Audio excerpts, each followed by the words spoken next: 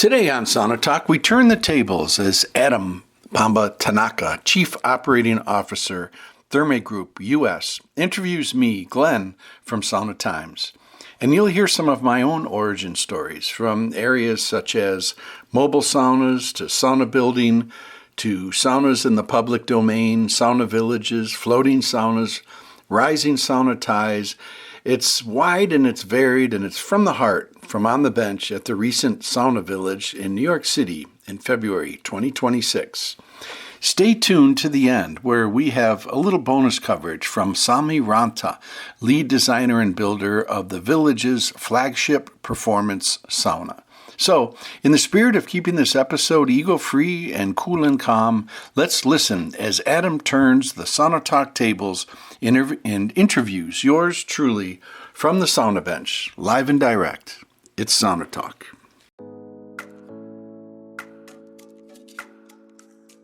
This show is brought to you by the SaunaTimes Build Your Own Sauna suite of support services. On SaunaTimes.com, you will find over 1,000 articles dating back to 2008 when we first got rolling. Articles include dozens of examples of DIY sauna builds from people just like you and me who put our sauna building pants on one leg at a time. Looking for something specific? For example, try typing hot room floor in the search bar and you'll get a filter for several articles, including one offering step-by-step and video instructions on one reliable method for sealing a hot room floor to drain. In addition to the mountain of free information on SaunaTimes.com, my book, Sauna Build From Start to Finish, is available in ebook or print form. I also offer one-on-one consultations, which have been incredibly helpful for both homeowners and seasoned builders.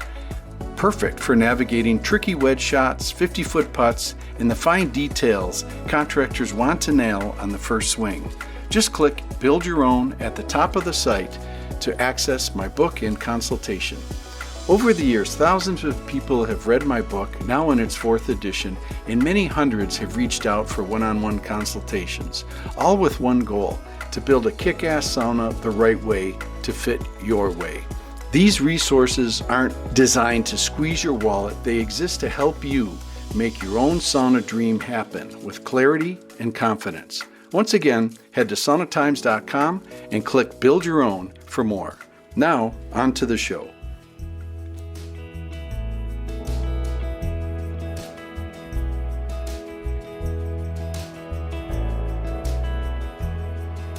Okay, good morning everyone. So we're doing a special episode of SaunaTimes here at Culture of Bathing, New York. We are literally at our first morning with customers coming in the door. The fires are pumping and it's a beautiful sunny winter morning in New York City. And we have some other fellow bathers with us in the beautiful Airstream sauna produced by Superior. And we're just going to chat about Glenn's history with sauna, how he's seen this movement grow and change and evolve over the past few years, what he sees in terms of opportunities and challenges today, and guidance for first-time bathers, because part of the vision for this event is really growing the audience and growing the movement and introducing people to bathing culture in a new way, in a public setting with culture and all sorts of diverse programming. So before we kick off, why don't we just get to know who else is in the room, because we don't want this to just be a two-way conversation, but also a group conversation. So who else is here with us? Hi, I'm Abraham. Nice to meet you. Hey, Kelsey. Hi, I'm Courtney. I'm the voice behind Spa. Yeah, we went a little bit too quickly. Tell us a little bit why you're here, what drew you to this event. My name is Abraham. I run something called Odyssey Works. We're really interested in how one designs experience, and this is an amazing experience to think about. Hi, Kelsey. I am a sauna enthusiast in all variations, so I was excited to see a festival here and in New York and on the Hudson, which is just stunning. Courtney here. I love all things water, heat, and connection. I'm a big sauna head. I love trying new waters around the world and going soaking in faraway places. So when the team at Culture Bathing told me that there was a sauna village coming to New York, I knew I had to be there. Amazing. And I realized I didn't fully introduce myself. I'm Adam Pambatanaka, COO of Therme US, and also a bathing Adam. So really excited to get this conversation going. Glenn, why don't you just tell us a little bit about your history with sauna? How did you get into this culture, this ritual, this practice? Yeah. So for me, like everybody has their aha moment. I suppose those have found this thing we do in this place we go. And for me, it was, my story's pretty typical in a way. I grew up in upstate New York, and then I got the bug in Europe. I studied in London for a year, and then spent a summer on an island between Finland and Sweden, rebuilding a cabin. And every night we'd knock off work around 10 o'clock at night, and it was the land of the midnight sun. And we'd hop in Tome's boat and go to his other uncle's island, and we'd fire up the sauna. And the first heat and then the first plunge into the cold Baltic, and I was just instantly hooked, and it's become a big part of my life since. Amazing. So you use this word sauna. Tell us a little bit more about what that word means to kind of real experts in the space, and how it fits into maybe other kinds of bathing culture. Yeah, I was talking with Stig just yesterday. I mean, this event has been amazing because we've sort of taken over Brooklyn in a way. There are all these thermal enthusiasts from all over, and just the spontaneous connections. And one was yesterday over lunch with Stig from the Norwegian Sauna Association, and Kate she's doing a floating sauna in Saratoga Springs, and then Ragna from Oslo Bad Storføring, 27 floating saunas in Oslo as part of a cooperative. And there we were having ramen and shooting the breeze. But to answer your question, Stig really nailed it. He says, this word is to the Finns, it's a blessing and a curse in a way, because, and then Mikkel will say, if everything is a sauna, then nothing is a sauna. So, there's this idea of holding the preciousness of the Finnish version of this sweat bathing experience is like holding a bird so tightly. And we love the history of the Finnish sauna. It is my style of sauna that I love, and I could get into why and what. But what's happened is that word is being used for a lot of amalgamations of thermic bathing, And it's a catch-all. It's an even catch-all if it's a 100-degree day in Texas and the news reporter is like, it's a sauna outside. So I hope that answers your question, or at least leads to a follow-up question if you want. But that's my quick analysis of that word. Absolutely great. We also have a newcomer here with us. You want to introduce yourself? We're just doing a little podcast recording. What brought you to the festival today? My friend Courtney from Spa invited me. So I'm very happy to be here. Thank you. My name's Alejandro from San Diego. Thanks. Fantastic. And are you a sauna enthusiast or a newcomer? Newcomer. Fantastic. Well, you're going to be an expert very soon, within 20 minutes. Sounds good. Yeah. So, Glenn, you've really been, tracking and watching this space for several decades. I'm really curious, what have you observed, as you've been kind of leading this charge and kind of preaching the sauna gospel? And what do you think is driving this kind of surge of interest in bathing culture right now?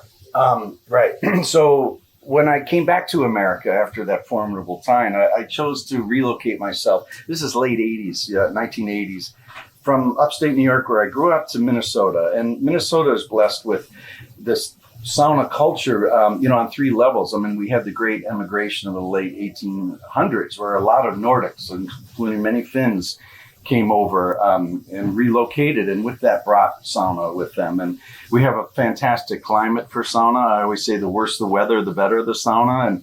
And then our topography. I mean, my wife and I, we own an island cabin that we did a lot. I built my first sauna there with my friend John in 1996, and that shoreline is no different than the shoreline that I know so well back in Finland. So, that's the foundation for me with sauna. And I kind of sometimes forget that Minnesota sauna scene is so developed. I mean, it really is. It's been around since those late 1800s with the Sauna Stove Company that's been building sauna stoves for 5 generations, 100% Finnish American. So I sometimes have to take myself out of that place and look at New York City, where we are right now, and to think that there are scores of people that don't have that backdrop to this practice in this place. So what I've seen is, they used to make fun of us, but now most want a seat on the bench. And what I mean by that is we built the 612 mobile sauna, like one of the first mobile saunas, in 2015, and we launched it in 2016. And the whole idea of mobile was a workaround to many of these arcane laws in Minneapolis that said that this is a place of ill repute. And so public saunas fall into a category like strip clubs in terms of getting the permits. So mobile was our hack, our workaround. And even in Minneapolis, the idea of public sauna like this was fringe. We showed up at breweries and had some residencies with early adopters in the space. And that, in the big scheme of life, that sauna in the public domain was less than 10 years ago. And it's just exploded in acceptance. And I never thought it would go to this level, quite candidly. So you're also someone who is an expert in kind of home saunas, building your own sauna. You've written several books on the topic. How do you think about the relationship between the private at-home sauna and the public sauna experience that we're having right now? Well, candidly, I had a disconnect because there's a great thing called sauna brain. And sauna brain is, do you know sauna brain? I think Courtney has sauna. I think she has it right now. Yeah. Sauna brain is that magical mind space that we get into with the endorphins that are rushing and the living in this present moment. And the byproduct of sauna brain is forgetfulness, or it truly is present moment thinking. And the price we pay for that is forgetting our shoes, our sandals, our hats, our gloves, or whatever we can. And I'm notorious for forgetting. So I really try to strip my public sauna action to minimal. That's why I wear these shorts. These are combination boxer short and swim trunks, because as long as I remember that, I got my clothing figured out. Yep. And then I typically don't bring a towel. I'll just have like a layer, and my t-shirt becomes the towel. And when I leave, my mind space is, okay, do I have I call these troxers. Do I have my troxers and t-shirt? And then, okay, I have the clothes that I came with because that's what I wore. But I'll swing around to your answer. It was hard. Once you establish your own, and I wrote a book on how to build sauna, Adam, that you reference, and it's in its 4th edition. It's available on Amazon, my website, SaunaTimes. And I really believe that this sanctity, this church, this place we can create in our own property is a very special place we can go. And it happened kind of organically, like so many things. I have this wonderful sauna on Pine Island on Lake Vermilion, but this place is inaccessible for a couple of big chunks of time through the year when the ice is too thin as it forms in the winter, and it's too unstable as it starts melting in the spring. So I kind of recreated that whole vibe in my backyard, and with the sauna deck, and this idea of it's part of my garage that I built, and so I love sharing that. I love the empowerment of DIY, and you can build your own, and you can create your own thermal retreats in your own small footprint, a neglected corner in your own backyard. And to see the art that is created by those that are librarians or, nurses or whatever, it's just magical, because this is not a complicated structure, although many of the forums, try to make it complicated, which is another subject all along. But, we can do this. We can build our own thermal retreat center at home. So your question, Becky out west, what's her sauna again? Camu sauna. Camu, yeah. She came to me at the right time with this great line is, look, we all have a kitchen at home, but, we all choose to go out to dinner. And that was the bridge that really landed with me about the connection between our own saunas at home and saunas in the public domain. And that's given me a great spirit personally, also to help navigate the two lanes between backyard or your own private and getting together like we are right now in a community environment. Mm-hmm. No, I definitely think they can coexist. And one of the things I love seeing right now in the US is, because having a home sauna isn't that mainstream, a lot of the DIY saunas really have a lot of personality, a lot of sense of I built this myself with my own hands. It's my own personal touch. It looks different. It feels different. So 2 last questions for you, and then let's open it up if people are not You know, and if you're hot, and if you want to step out, step out, you step can make- out. we'll make do some it. steam. Do it. And a quick pause on that one, Adam, as you tee up your next question, is we talk about different styles of sauna, and there's a nod to the Finns. The Finnish style is few rules, if not no rules, right? Like outside of close the door, most all the rules fall into place through common sense. When you're hot, you leave. When you're cold, you come in. When you want to throw water on the rocks, like we're experiencing right now, you know, it's polite to be quiet for a moment and listen to the whisper, Yeah, the little hiss of the steam. the little hush, you know. So I love it, man. I love the Finnish style of free flow. You know, there's all these other amalgamations, which, you know, Aufguss, we had some great ones last night, and that's the kind of the rainbow of experience that we could get into more. But you had a question, so go for it. Well, I had a question both for the newcomers, I guess particularly for the newcomers. What is your guidance to people who are just starting to get into this thermic bathing culture?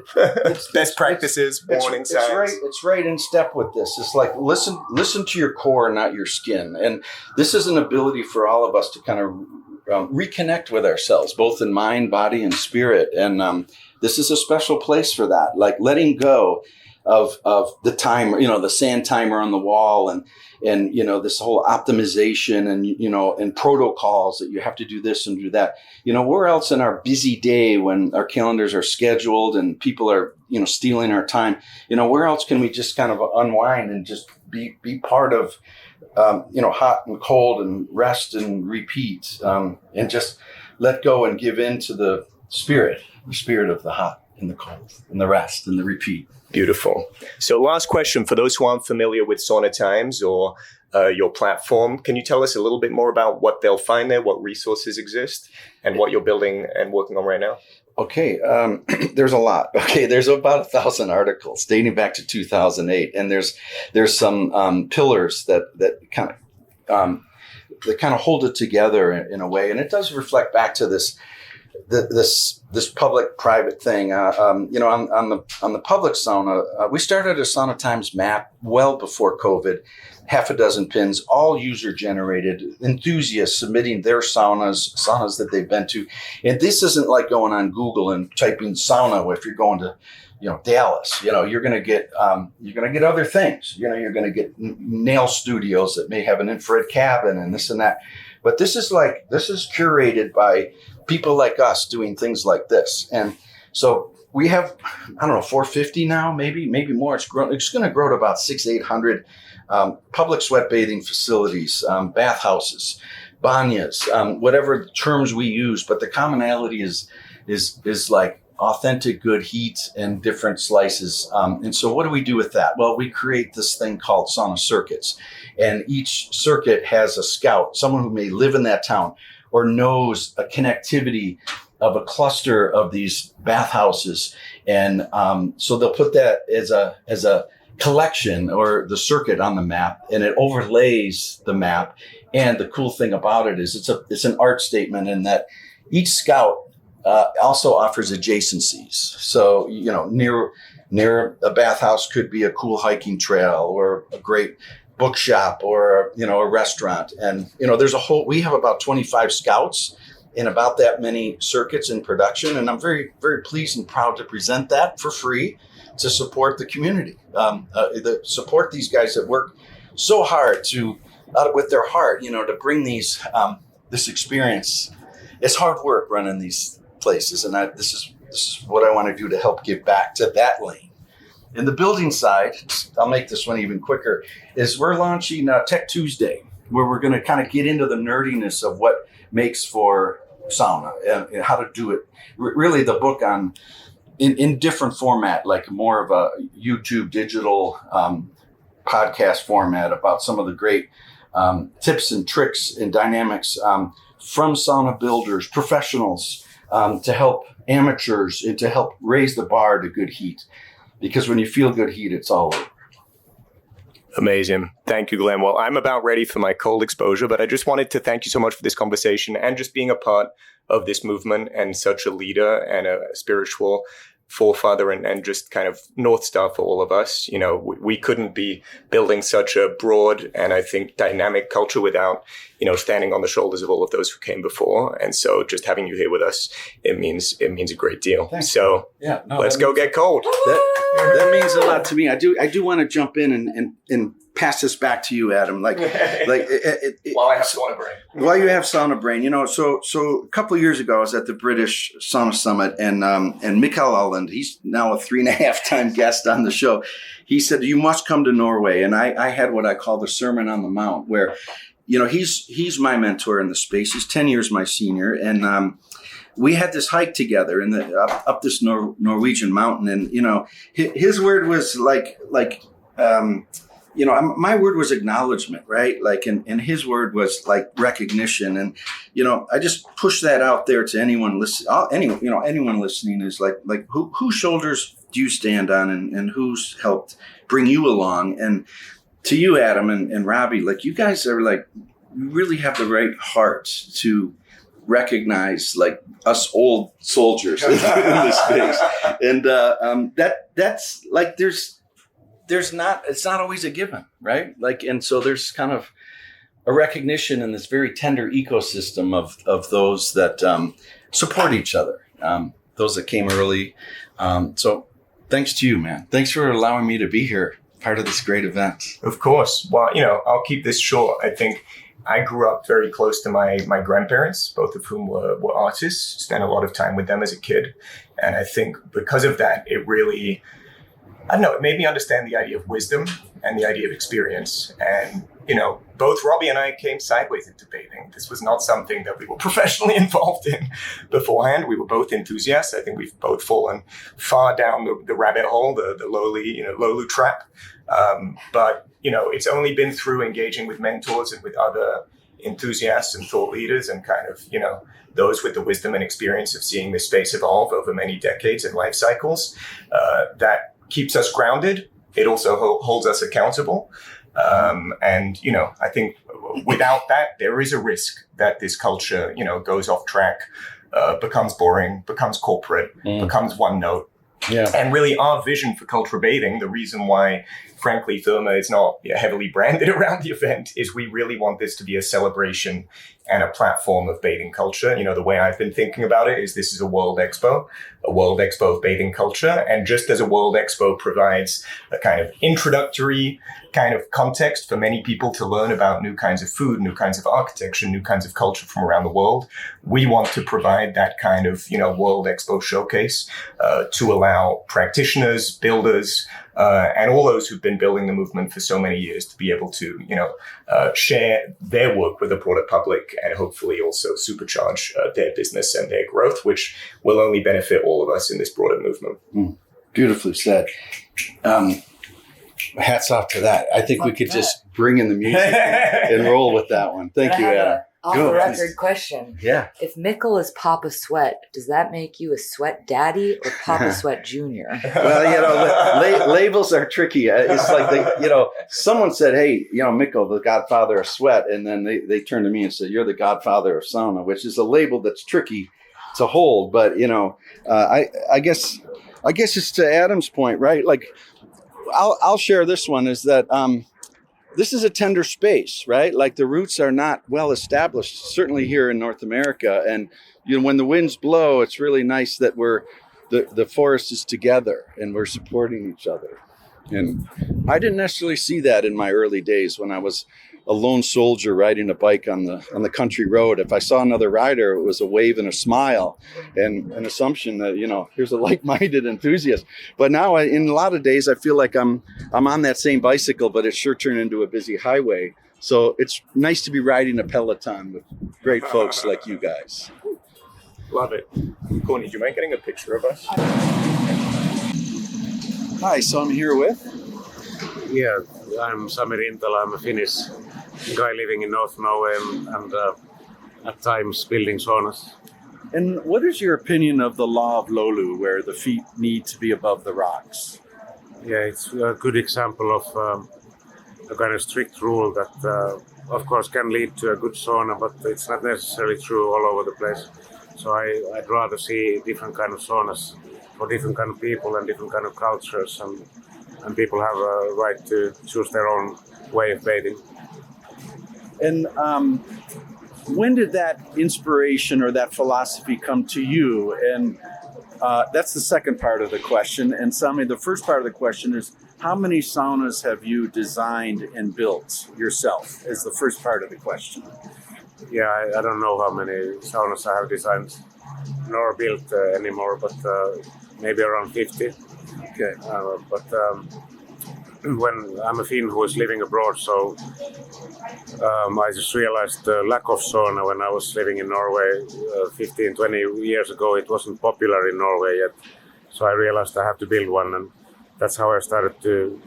I made a sauna in our cottage, which is more like a Norwegian mountain sauna rather than a Finnish sauna. I realized it became the best sauna in the world, so freeing the rules a little bit and testing things and prototyping and developing the idea of sauna, I think is more important than trying to recreate some kind of museum of sauna idea from Finland or Russia or Estonia for that matter.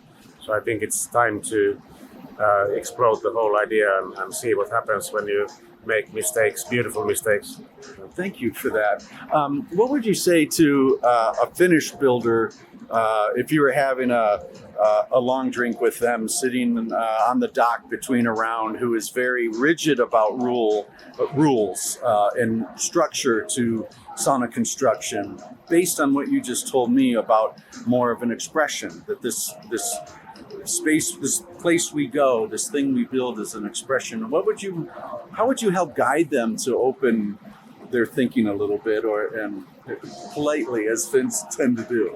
Yeah, I think the first thing is to understand that it's a total experience of all senses. So if you are open to test things, you should visit different kind of places like Germany for Aufguss and big saunas and so on, just to see what happens. Because what happened to me was that when I did my first Aufguss and visited big public saunas, I realized that I also like them as a different kind of bathing experience, and not just a dark sauna next to the lake in Finland, which is a fantastic experience still. But it's like talking about foods. It's better to have different kind of tastes from different kind of cuisines around the world, rather than maybe stick to one and say this is the best without tasting. Yeah. So Sami, do Finns, do you ever get into conflict about this philosophy with Finns? No. I think there's like, as architects or builders or sauna goers, every family has their different kind of saunas in Finland. So I think we Finns, we understand also that everybody has their own sauna habits. So, but when somebody from abroad asks, of course we try to answer, and then it might sometimes sound like we are strict about it. But of course, in the core, it is exercise of freedom, not prison. Yeah. Thank you for that word. Yeah.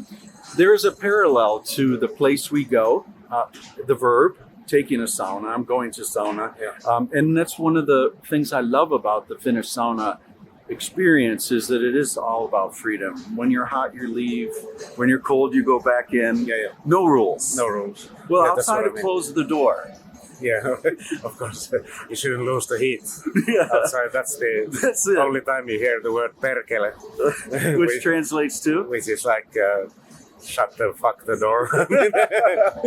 That's the only rude word you can use in that situation. And maybe sauna is one word Finnish language has given to the world. But perkele should be the other one. So that's the yin-yang. So that's the thing we do with freedom, and the place we go, the thing we build. Also, a true Finn would recognize the freedom of architecture, design, build. Do you agree? Yeah, or anyone else. I mean, now the Norwegians are very good at making saunas already, and it's a big boom in England, and we have designed a sauna system to London. We are expanding that, and the Englishmen are really good at taking cold baths and sauna. So it's obvious that everybody has the DNA in their DNA to test it and see if they like it or not, and then develop their own version. So I think if you go historically, you see that bathing has been a big thing earlier all over the place in Europe, and now it's coming back. Sauna is one version of it. Another version is onsen. Another version is Icelandic hot baths, which, to my taste, is the best way of bathing. Actually, if I'm really critical about it, so sauna is just better for a place where you have firewood. If you don't have volcanic water in the ground. Yeah. I was talking to this guy in Iceland, and he has a hot tub, and he fills it from the earth. Yeah. And when he's done with one hot tub session, he'll drain it. Yeah. And I'm like, this is crazy, because the energy in where I live in Minnesota, it would be very expensive, but for him, it's completely free. That's to what have I mean, hot water. And when you do it in the nature in Iceland, it's a fantastic experience. Yeah. You have nothing. You don't need to add nothing. You just go into the water. That's it. So it's much more simple. You don't need the architecture either necessarily. So. Yeah. Thank you, Sami. Any final words to listeners to Sauna Talk about why you're here in this build, or any final thoughts? Just something you'd like the sauna universe to know, coming from your background. Any final thoughts? Yeah, I'm just excited to see how the bathing culture is reappearing in the US, and we are going already in March next month to Arkansas to build a sauna. So I think it's just exciting times, and I'm sure American people are so innovative. You made the iPhone and all the stuff around us almost. So I'm sure you make sauna also to become much more exciting and entertaining thing than just a place to meditate about your sins. And look at your feet while not talking.